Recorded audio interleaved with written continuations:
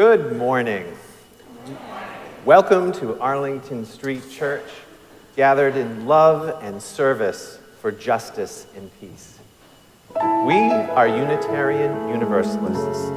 Ours is a progressive faith and a progressive theology grounded in love, a love which calls us to see the holy being in everyone and to take compassionate action in our world. In this space, we gather with open minds, open hearts, and open hands to practice acceptance, forgiveness, and growth, welcoming people of all nations, all creeds, all ages, all genders, all cultures, and all kinds of love.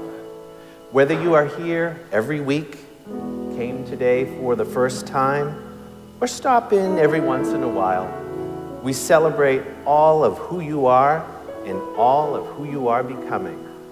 You are welcome here.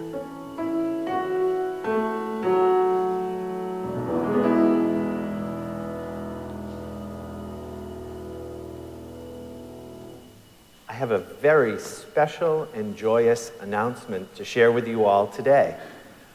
On Wednesday morning, Reverend Kim became a grandmother. Yes. That's right. Jessie gave birth to a healthy baby boy named Julian. In Kim's word, Jessie was a rock star. We're ecstatic. Congratulations to Jessie, Marcus, Kim, and welcome Julian.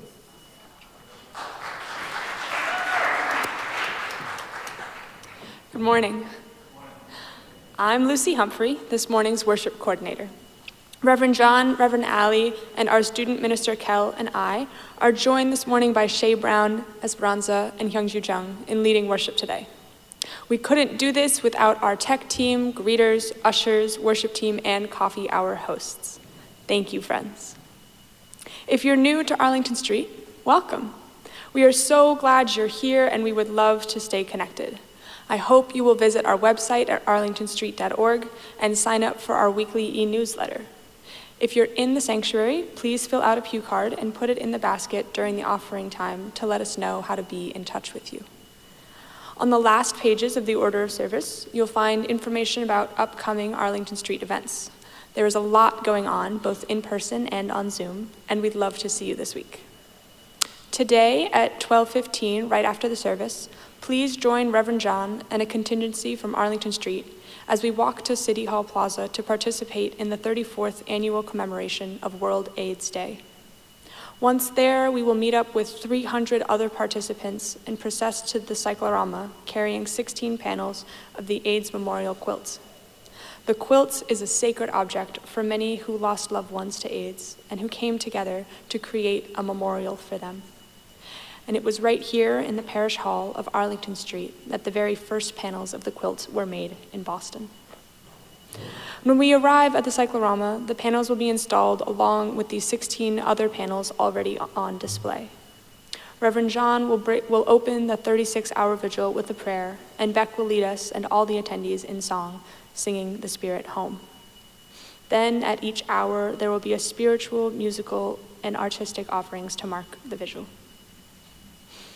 We hope you join us. If you came this morning with a joy or concern in your heart, you are invited to light a silent candle at home or share it in the chat, or come up and light a candle at the table to the right of the Gleason podium at any time during the service.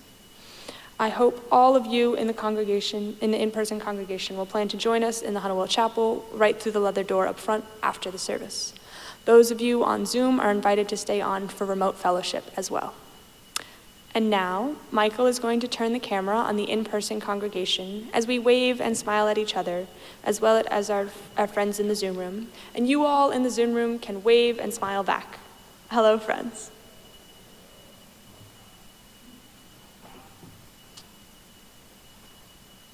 Let's all engage that Arlington Street spirit of welcome that transcends physical distance as we greet one another, heart to heart. Whether you've been coming here for years or today is your first time at Arlington Street, welcome home.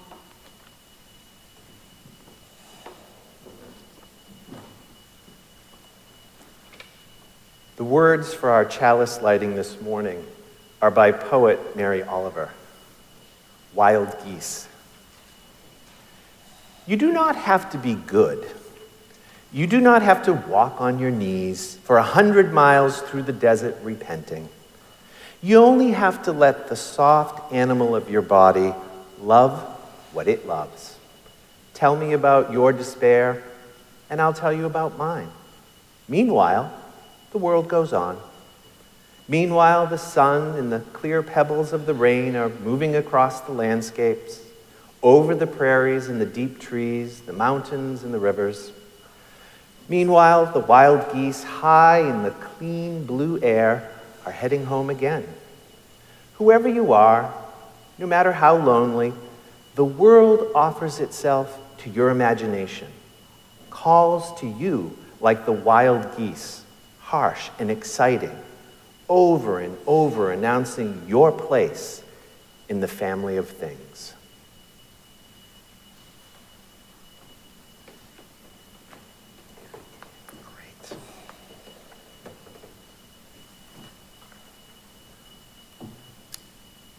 It's a poem called The Hope I Know. The hope I know doesn't come with feathers. It lives in flip-flops. In cold weather, a hooded sweatshirt, like a heavyweight in training or a monk who's taken a half-hearted vow of perseverance. It only has half a heart, the hope I know. The other half it flings to every stalking hurt. It wears a poker face, quietly reciting the laws of probability, and gladly takes a back seat to faith and love. It's that many times removed from when it had youth on its side and beauty. Half the world wishes to stay as it is, half to become whatever it can dream, while the hope I know struggles to keep its eyes open and its mind from combing an unpeopled beach. Congregations sway and croon, constituents vote across party line, rescue parties wait for a break in the weather. And who goes to sleep with a prayer on the lips or half a smile knows some kind of hope, though not the hope I know, which slinks from dream to dream without ID or ally, traveling best at night, keeping to the back roads and the shadows, approaching the radiant city without ever quite arriving.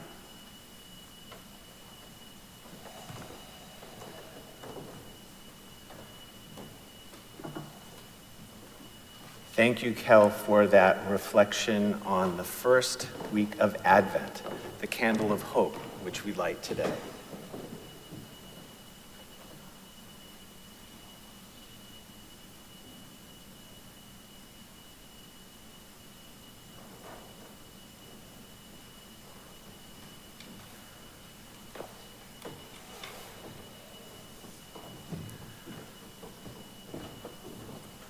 Morris was not a bad mouse. In fact, as a little mouse, Morris had always been a happy mouse. But things change as they seem to have a way of doing. Morris dropped out of college when ICE started prowling about campus, and, well, without legal papers, he couldn't get a real job either. Morris would pick up the occasional under-the-table job to get by. Things were getting very tough for Morris. Morris was a sad mouse.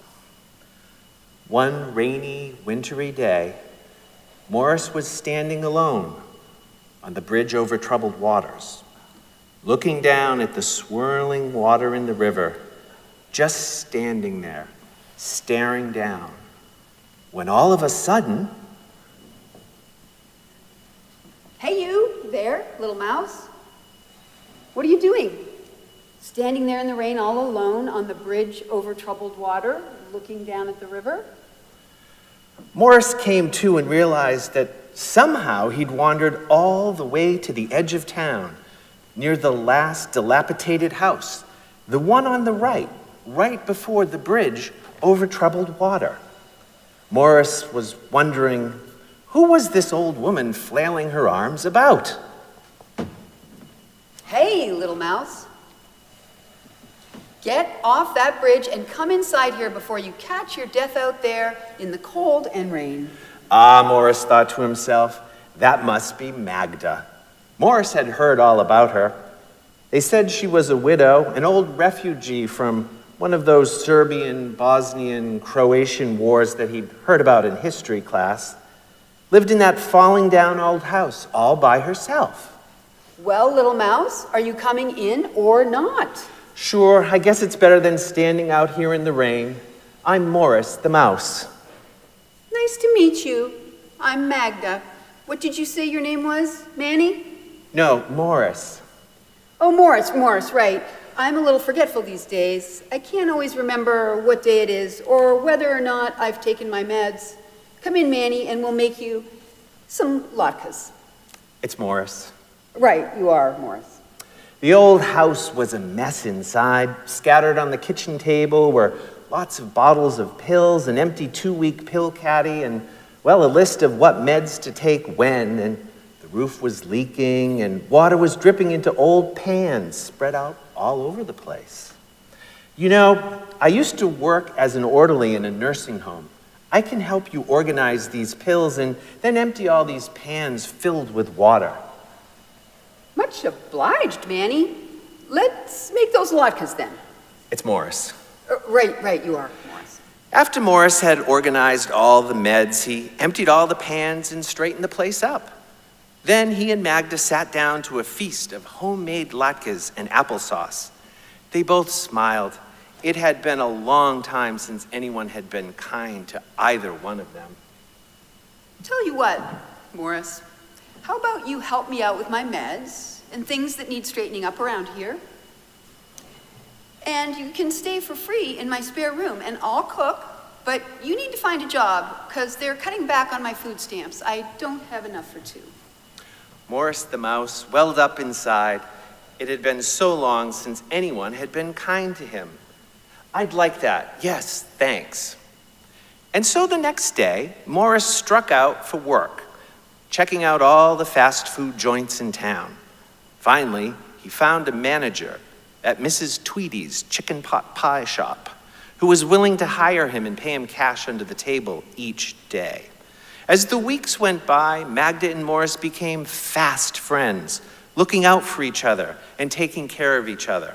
Magda and Morris were becoming family. Then, one rainy Sunday afternoon, a few weeks later, an itinerant bird of uncertain species was bustling about the neighborhood. She'd been going around knocking on doors to see if anyone needed any jobs done. Peering into Magda's window, she saw the rain dripping into the pots. So she rang the bell. Ring, ring, ring, ring, ring. Magda opened the door. Hi there. I'm Madge, an itinerant bird of uncertain species. I see that your roof is leaking. For a small fee, I can fix those leaks for you. Well, Mindy, we really don't have much money, so we can't pay you. It's Madge. Oh, sorry, Madge. All these M's. I hope I don't get you confused like I do with Manny. I mean Morris, the mouse. But anyway, we can feed you and even give you a place to stay if you can fix the roof. Looking over at the kitchen table, Madge, the itinerant bird of uncertain species, saw Morris. She immediately was on guard, and through narrowed eyes, she said with great suspicion in her voice, Oh, you must be Morris the mouse. I've seen you working over there at Mrs. Tweedy's chicken pot pie shop. I stay away from that place, being a vulnerable, itinerant bird of uncertain species. I don't want to end up in one of her pies. Just what exactly is for supper? No worries, Mindy. I mean, Madge. We're vegetarians here. Just latkes and applesauce for us. No one's going to make a pie out of you. Not while we're here to look after you. And so Madge bustled over to the table and pulled up a chair for supper. In a few short days, she fixed the leaks, but, well, there were so many things that needed fixing about the house that Madge just stayed on. Magda Morris and Madge were becoming family. A few weeks later, as Magda Morris and Madge were sitting at the kitchen table, eating what else? Latkes and applesauce, the doorbell rang again. Ring, ring, ring, ring, ring. Not expecting any guests, Magda opened the door and said, Who are you? I'm Murray with the City Housing Authority. We have complaints from the neighbors that you're running an illegal boarding house here in this dilapidated old house next to the bridge over troubled water. And Magda answered with a bit of resigned frustration in her voice. Of course, your name's Murray. Why couldn't it be Dick? So many M's in this story, Morris. I'm going to need a double dose of my memory pills. Too many M's to possibly keep straight here. Why don't you come inside, Murray, and have something to eat, and then we can talk.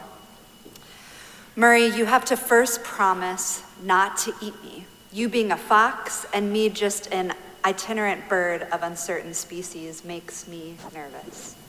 I promise. Scout's honor.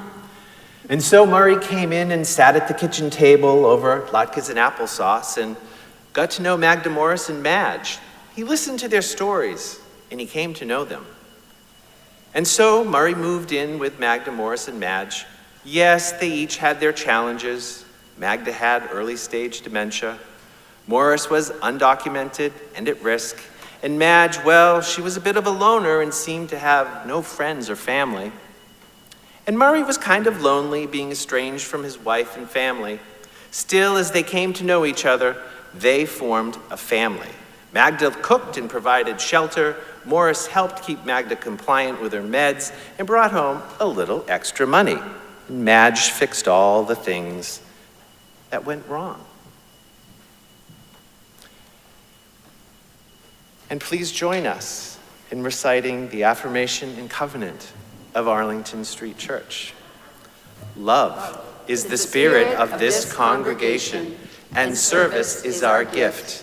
This is our great covenant, to dwell together in peace, to speak our truths in love, and to help one another.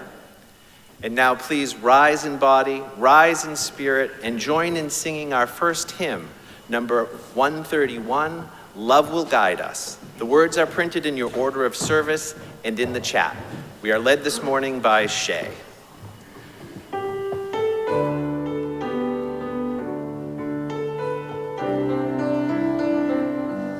Love will guide us, peace has tried us, hope inside us, will lead the way on the road from greed to giving,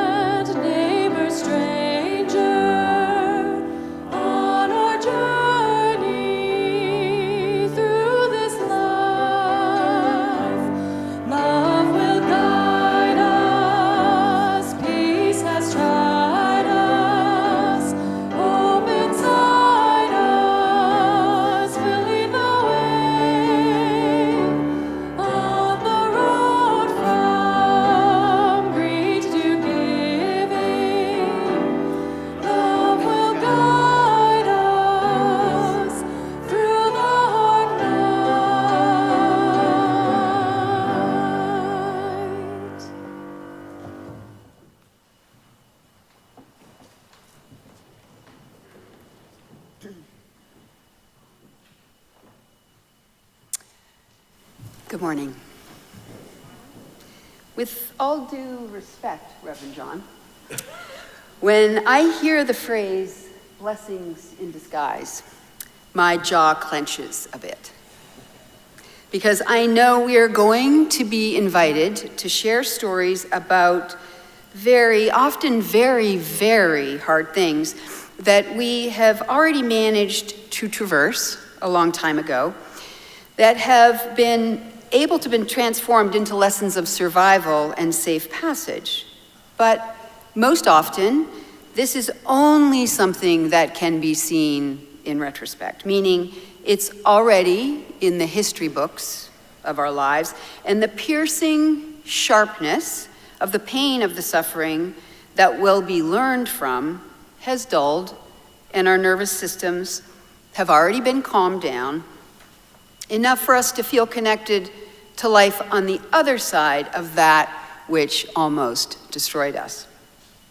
Blessings in disguise rarely look like blessings at all. They look like interruptions, detours, loss, unwanted change, the unraveling plans we hold dear, the endings we resist. They come disguised as the very things we would never choose. So we only often celebrate the blessing part, the return to wholeness part, without fully understanding what teeny tiny building blocks of kindness and compassion, imperceptible and alchemical changes that led to our healing. Cups of tea, rides to meetings, meals delivered, hands held, dishes washed, children tended. These quotidian acts of service, witness, and accompaniment that nurture the connective tissue of healing to bridge the space between the very hard thing and the day we can see it as something that blesses us with survival and wisdom. That space during which we will be required to traverse some very decidedly gnarly, treacherous terrain. Poet David White writes, in A True Blessing, that which is hidden is made whole. What could not be said is said, even if it is by another witnessing presence. Somehow, through time or tenderness or the witnessing presence of another, something hidden becomes visible. Something unspoken becomes sayable. Something we thought would break us becomes the place we learn to bend. We often think a blessing is something that adds to our lives, but sometimes a blessing is the very thing that strips us down to what is most essential. Blessings in disguise are not about pretending hardship is good. They're not about forcing meaning onto pain. They're about discovering that meaning can find us, even when we feel emptied out. And for that, I wrote us a little blessing today, to fill up the emptiness and to make everything a bit more bearable. So this is a blessing for unmasking the disguise. May you meet what disguised you in your life, unrushed and without fear, with a curiosity sturdy enough, and a resilience fierce enough, and a hand to hold, so that whatever hard thing rises to meet you, the thing you would have never chosen, begins to loosen its grip and soften.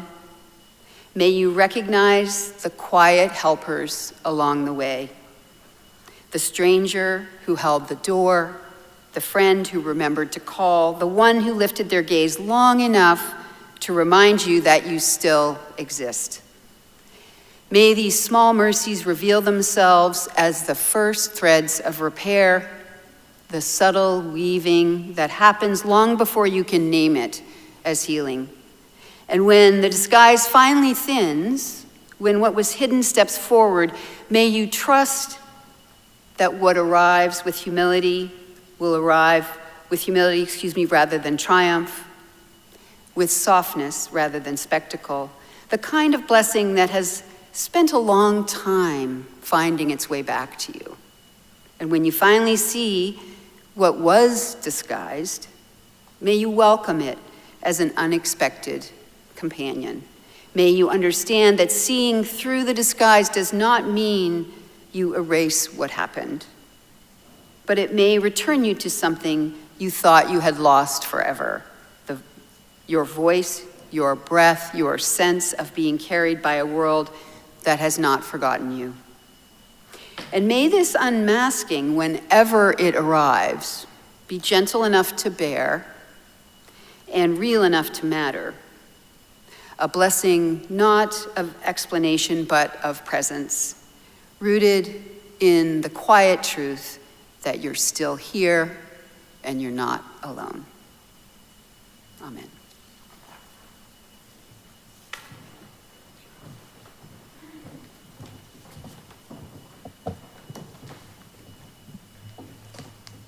Good morning. Esperanza and I will sing through We Shall Be Known twice.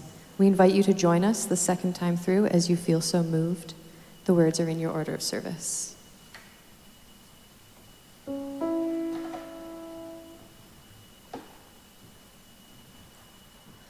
We shall be known by the company we keep, by the ones who circle round to tend these fires. We shall be known by the ones who sow and reap the seeds of change alive from deep within the earth. It is time now. It is time now that we thrive. It is time we lead ourselves into the well. It is time now, and what a time to be alive. In this great turning we shall learn to lead in love.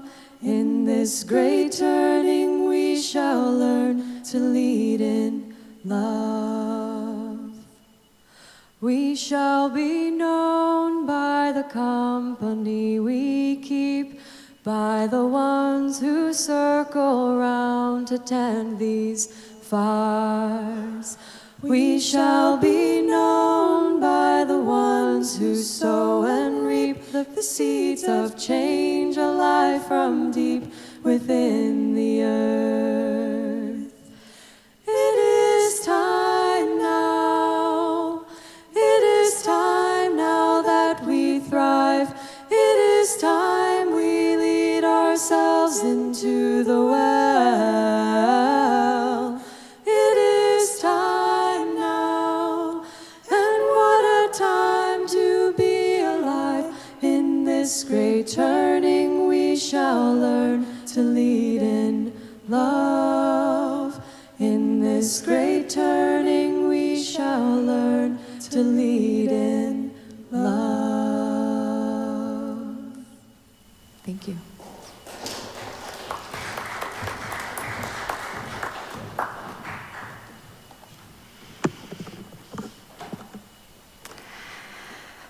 Don't do it. I thought about how many people had told me this as I walked to the human resource office.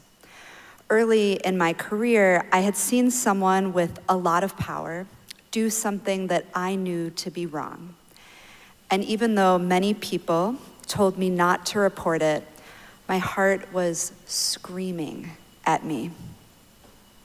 So here I was, reporting it.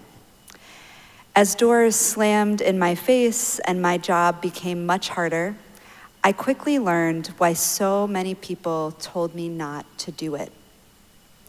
My heart had stopped screaming at me, but man, the slamming doors were hard on my heart too. That doing the right thing does not always give us a good or fair outcome is a sermon all on its own. And today I promised John I would only do a reflection.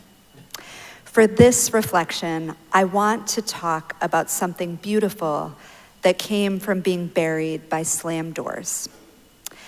As someone who works in hospitals and sees many terrible things, I don't believe that everything happens for a reason.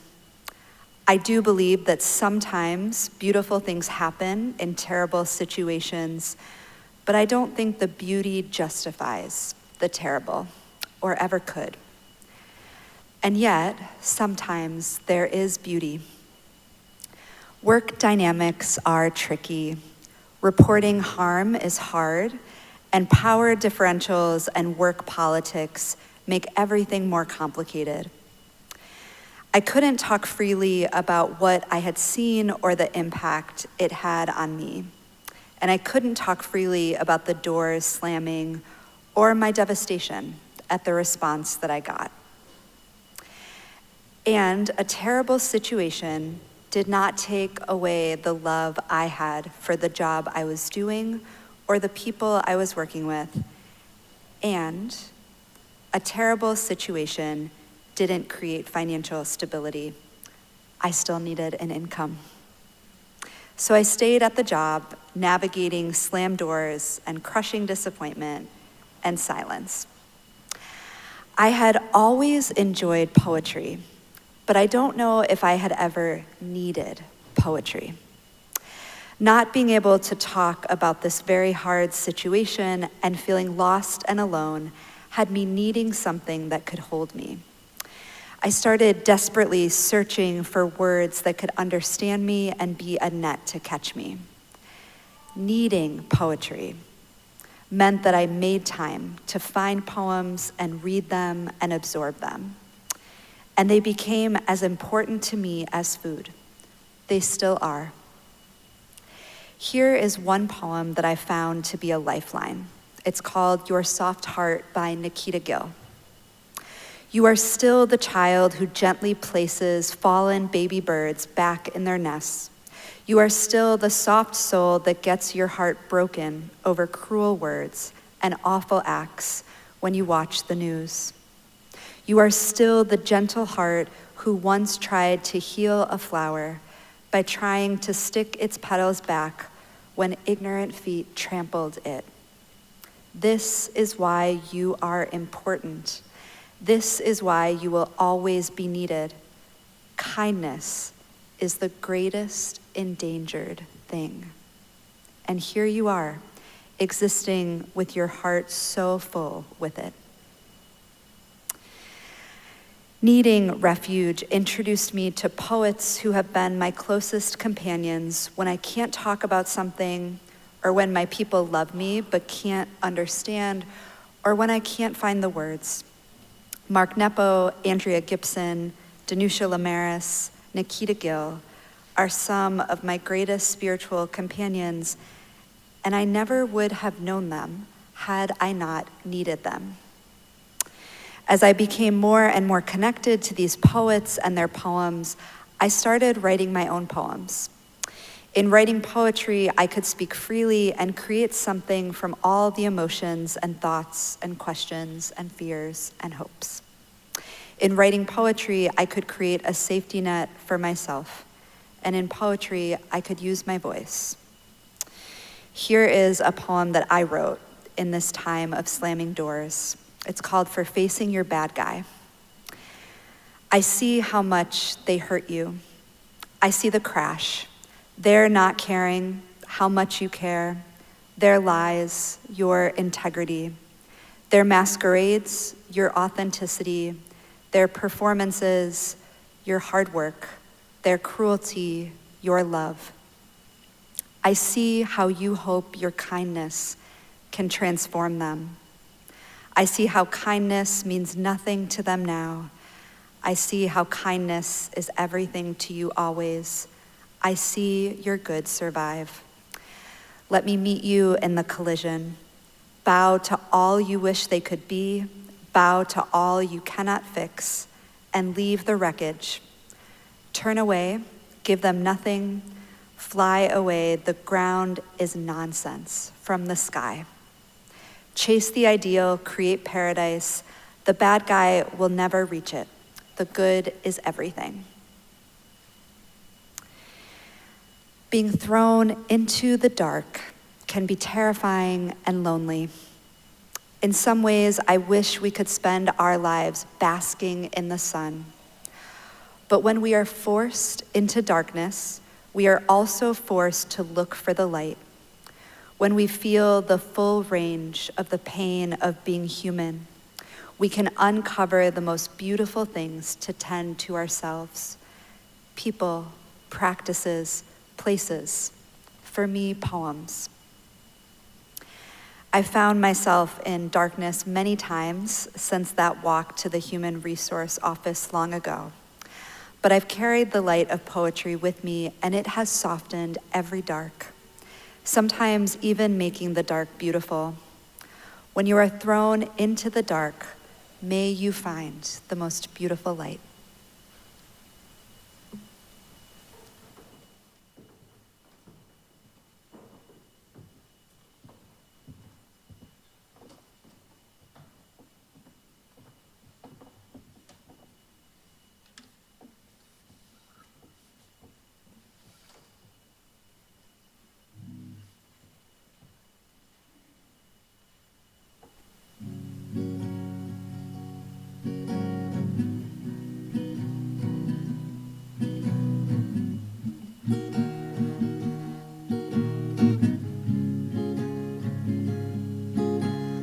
Baby, you're only gonna hurt your back, looking down like that. Cut yourself a little more slack. Baby, you're gonna have a heart attack, and they won't thank you. They don't make awards for that. We know by now that time does not take sides. We're only human. I don't need to see how it ends to tell you that we'll never be here again. We're only human. I just want to feel my face in the sun. I never really wanted to hurt anyone. Forever only means we had a good run. We don't need to know right now. It's hard enough being human. It's not like we're ever really gonna learn. And I'm no angel. I know we're gonna watch it burn. And baby, there isn't anywhere to run. And I won't blame you for seeing all the beauty in a wildfire sun. Tomorrow isn't nothing but a game that we used to play. And we're only human. I don't need to see how it ends to tell you that we'll never be here again. Babe, we're only human. I just want to feel my face in the sun. I never really wanted to hurt anyone. Forever only means we had a good run. We don't need to know right now. It's hard enough being human. We don't need to know right now. It's hard enough being human. Baby, when you wake up and it wasn't a dream, and you're tired of crying, you're too broken to scream, shake your fist at the city, let it rip at the seams. Be human. You're gonna hammer the street with your hands and your feet. Let the bitterness die, fall in time to the beat. When you look in the eyes of the strangers you meet, be human.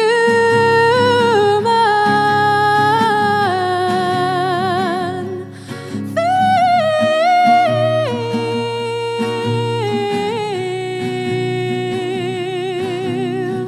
Ooh.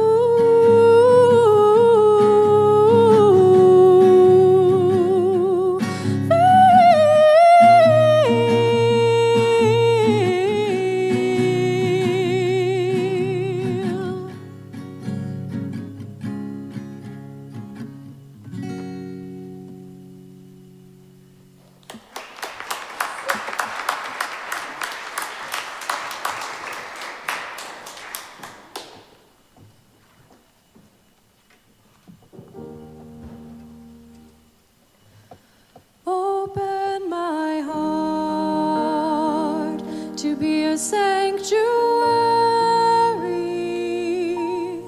all made holy, loved and true. With thanksgiving, I'll be a living sanctuary for you.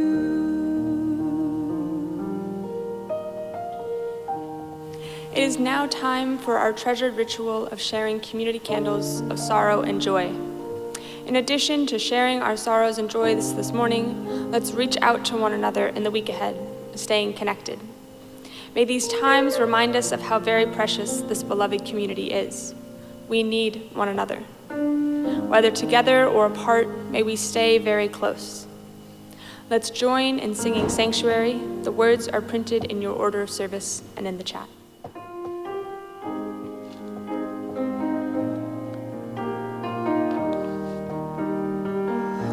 Open my heart to be a sanctuary, all made holy, loved and true. With thanksgiving, I'll be a living sanctuary for you. Some of us come today with heavy hearts. We open our hearts to you. A candle of love and concern for our beloved Queen Cheryl, who is down with a migraine. Rest and healing to you, Queen Cheryl. A candle of concern in the wake of West Virginia National Guard Specialist Sarah Bergstrom's death after being shot in an ambush attack. Love to all who were hurt and all who are seeking asylum after the administration paused all asylum decisions in response to the shooting. May we remain committed to liberty and justice for all people, and may we keep each other safe. And a final candle of sorrow. President Trump and his administration have announced that they will no longer commemorate World AIDS Day. Apparently, he has canceled it. But as many of us at Arlington Street prepare to mark this important day by praying, singing, and presenting a portion of the AIDS memorial quilts, here's what we know. There are some things you can never cancel. You cannot cancel grief and legacy. We will always remember and honor the more than 700,000 people who have died of AIDS in our country and the over 40 million who have died globally. And you can never, never cancel love. We remember the many people we love who have died. We remember the many people we love who have helped. Today, we lift up the spirit of love that calls us to fight for a just and safe world for all people, especially our most vulnerable. Today, we mark World AIDS Day at Arlington Street.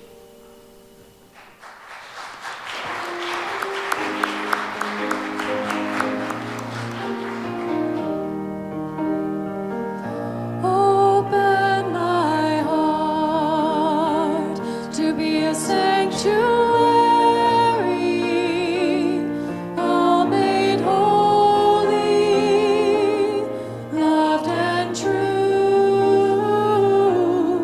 With thanksgiving, I'll be a living sanctuary for you. And some of us come today in joy. We share your joy. The holiday season is upon us. In the midst of all that can be hard about the holidays, a candle of joy for all that is beautiful in the season, especially the traditions and the togetherness here at Arlington Street. And a final candle of huge joy to celebrate the birth of Julian, Reverend Kim and Cam's new grandchild. Congrats to parents Jesse and Marcus, and to Abu Kim and Nana Kim. Welcome to the family. Julian. May you be wrapped in love and service and justice and peace your whole life long.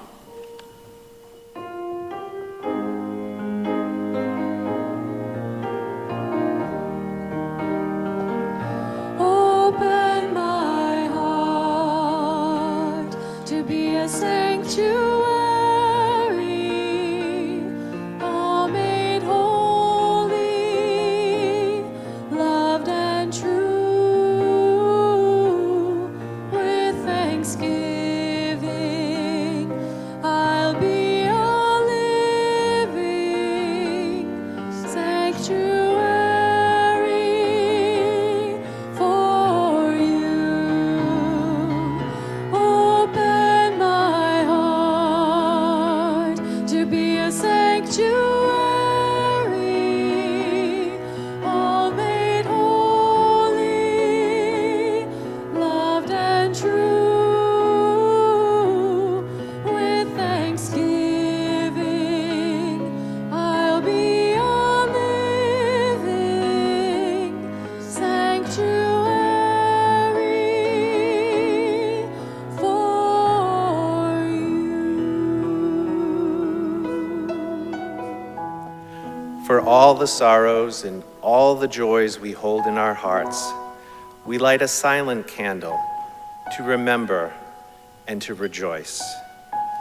May the peace of this sanctuary enter into our hearts as we share a quiet moment together, breathing our prayers for ourselves, for one another, for our country, for all nations, and for all beings.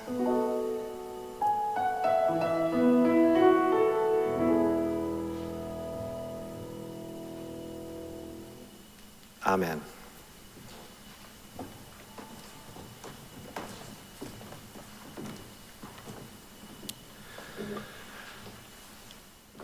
Things didn't turn out the way I thought they would. But why should that be a surprise? They seldom do. You know the sayings, be careful what you ask for.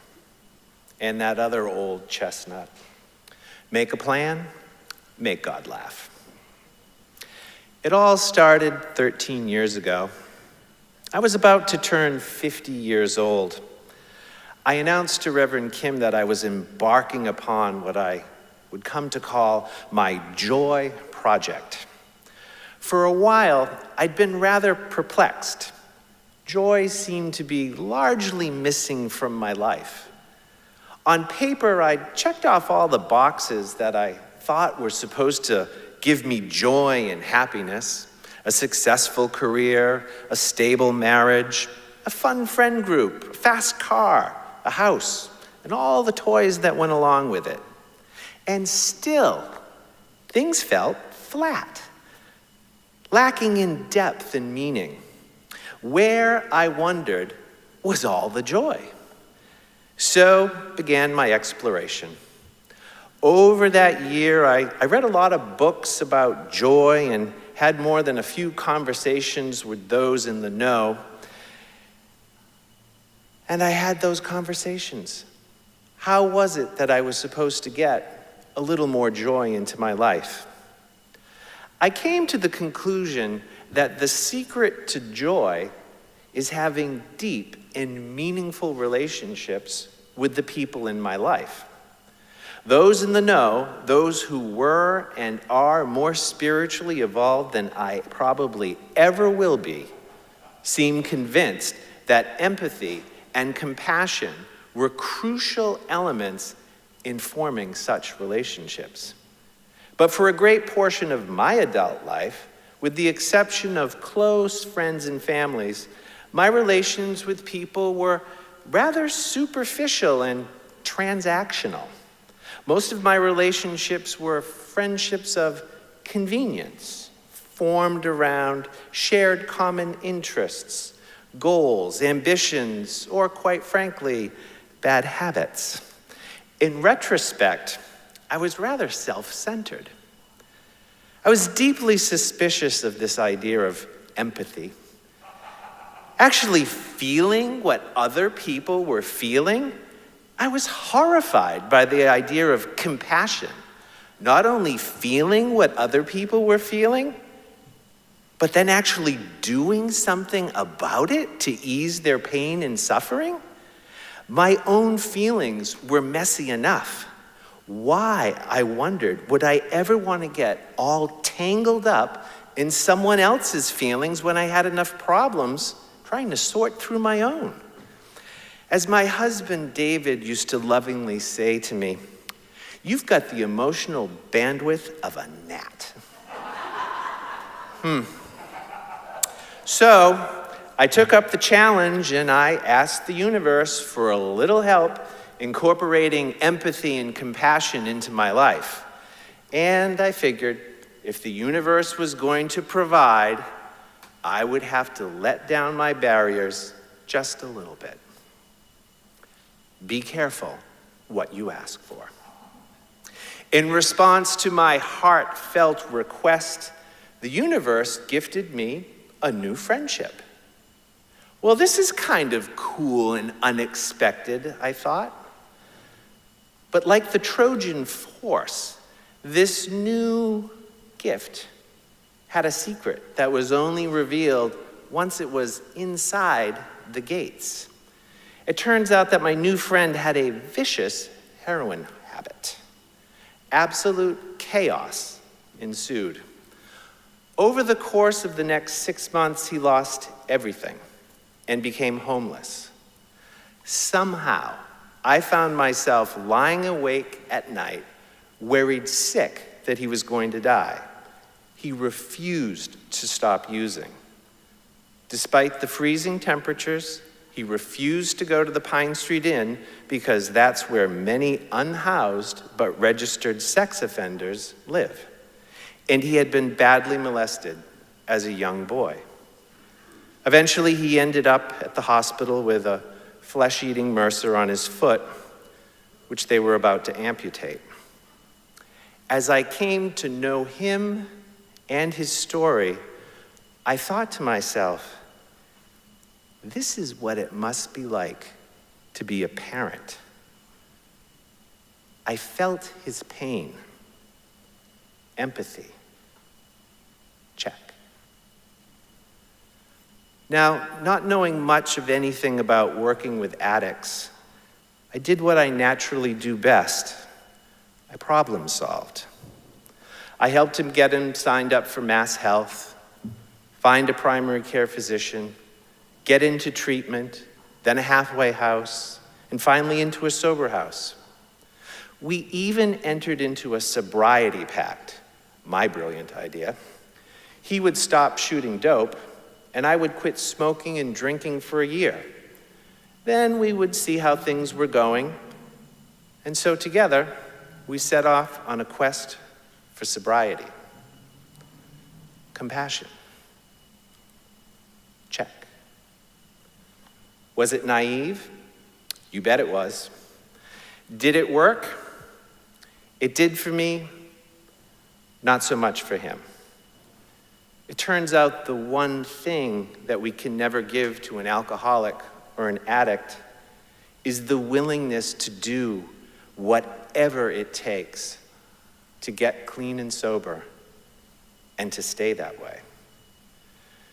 Through it all, though, I did come to understand empathy and compassion, and I incorporated them into my life. Beginning with this experience, I began reassessing my relationships, friendships, habits, activities, and I made a lot of changes. I'm still making them today. With Kim's encouragement, I went back to school at age 56 and got my Master's of Divinity at Harvard, and then you all ordained me here at Arlington Street, where I serve as your community minister for good works. It's been a wild ride these last 12 years. It didn't turn out the way I thought it would. But then again, it seldom does. But I'll tell you a little secret. It turned out way better than I ever could have possibly imagined. It turned out to be a blessing in disguise. How lucky am I to be here with you, part of this beloved spiritual community. Sure, there have been and there will be bumps in the road, but we are on a journey together, doing our best to understand each other, to support each other, to listen and learn each other's stories, and finally, to love each other. Yes, we have our differences, and that's a good thing, as Martha Stewart would say. But like Magda, Morris, Madge, and Murray, we're in this together. Now, here's another equally true saying that comes to mind. You can't always get what you want. But if you try sometimes, you just might find you get what you need. We are each other's blessings in disguise. Take it away, Shay. And now, let's rise in body, rise in spirit, and join in singing the chorus of You Can't Always Get What You Want.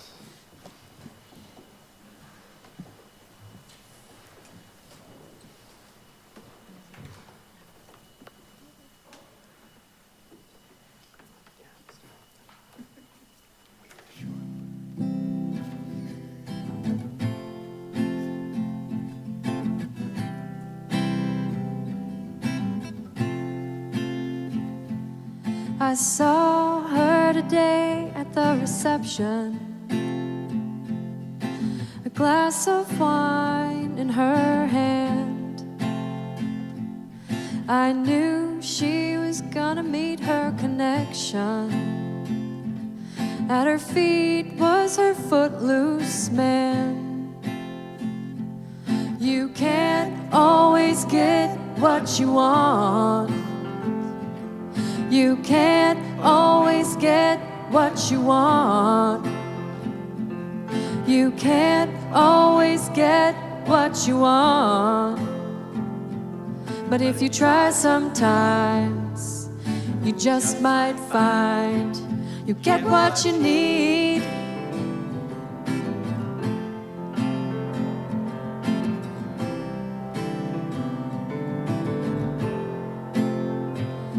And I went down to the demonstration to get my fair share of abuse, singing, we're gonna vent our frustration. If we don't, we're gonna blow a fuse. You can't always get what you want. You can't always get what you want. No, you can't always get what you want. But if you try sometimes, you just might find you get what you need.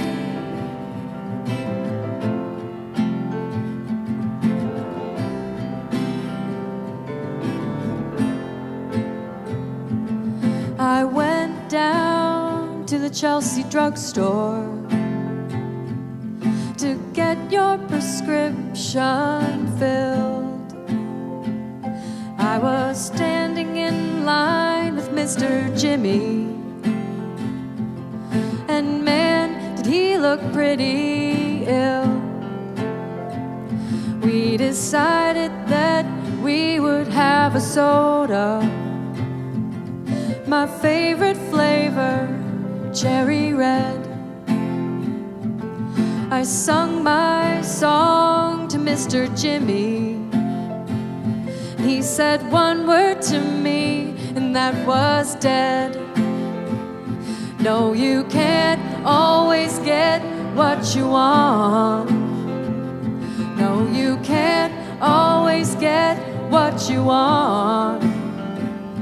know you can't always get what you want, but if you try sometimes, you just might find you get what you need. You get what you need. You get what you need. You get what you need.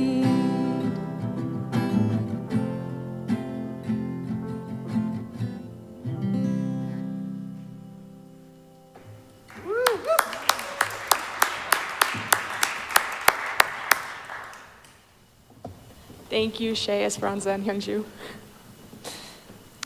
Arlington Street is entirely self-sustaining. It's up to us. Generosity is a key spiritual practice here, and it shows. Thank you for your commitment to our staff, our building, and our beloved spiritual community.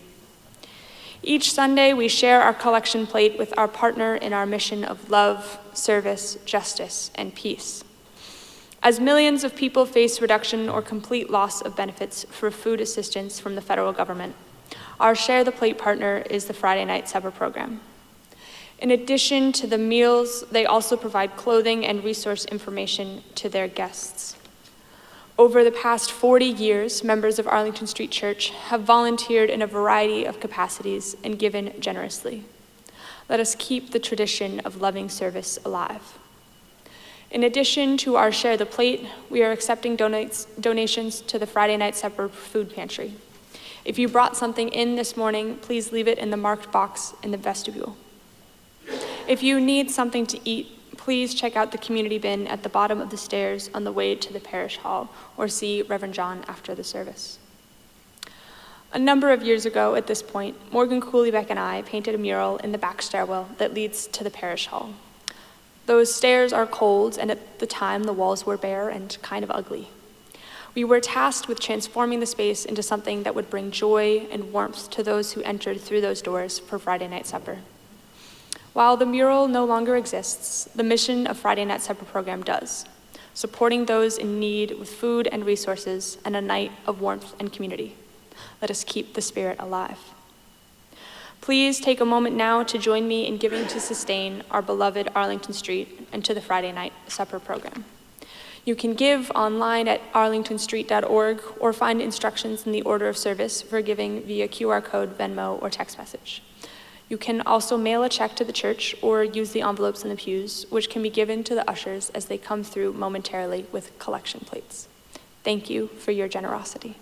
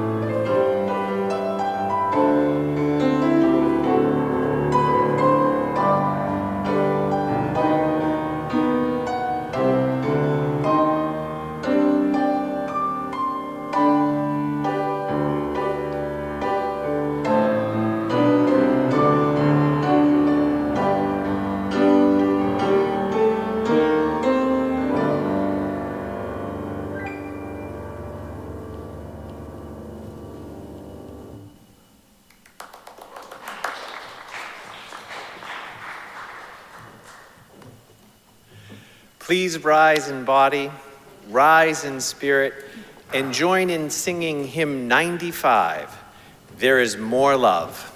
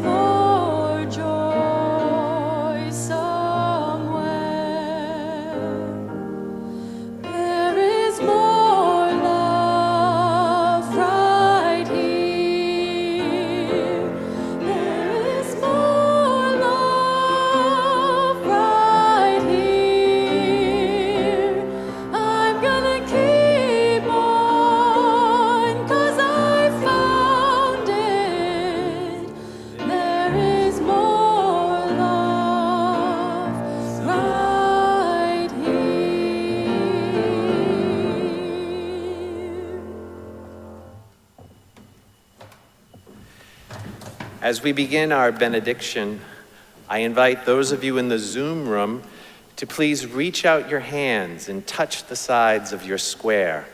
And those of you in the sanctuary, please raise your hands, palms out. Let's send loving kindness to the people on your left and on your right. Send loving kindness to the person on either side of you and to the people on either side of them. Send out love into this beloved spiritual community and feel it coming back to you. And as you feel it coming back to you, bring your hands to your heart center to carry the love that is the spirit of this congregation wherever you go.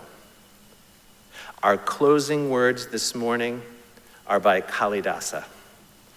Look to this day, for it is life, the very life of life. In its brief course lie all the verities and realities of your existence, the bliss of growth, the glory of action, the splendor of beauty. For yesterday is but a dream, and tomorrow only a vision. But today, well lived, makes every yesterday a dream of happiness, in every tomorrow a vision of hope. Look well, therefore, to this day. Such is the salutation of the dawn. Love is the spirit of this congregation. Let us keep this faith, beloveds, and pass it on. The service begins when the service ends. We love you. Amen.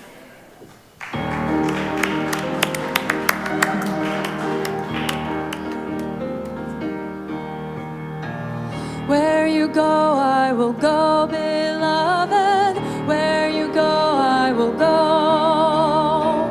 Where you go, I will go, beloved. Where you go, I will go. For your people are my people. Your people are mine. Your people are my people. Your divine, my divine. Where you go, I will go, beloved. Where you go, I will go. Where you go, I will go, beloved. Where you go, I will go. For your people are my people. Your people are mine. Your people are my people. Your divine, my divine.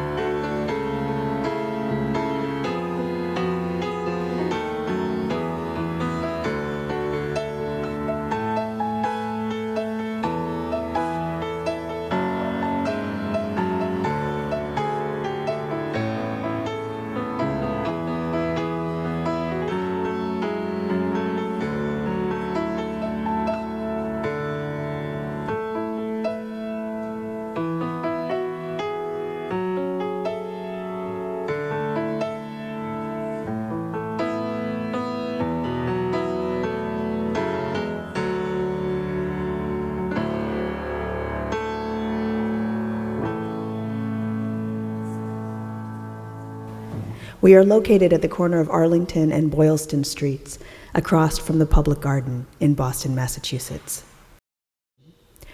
Arlington Street Church, gathered in love and service for justice and peace.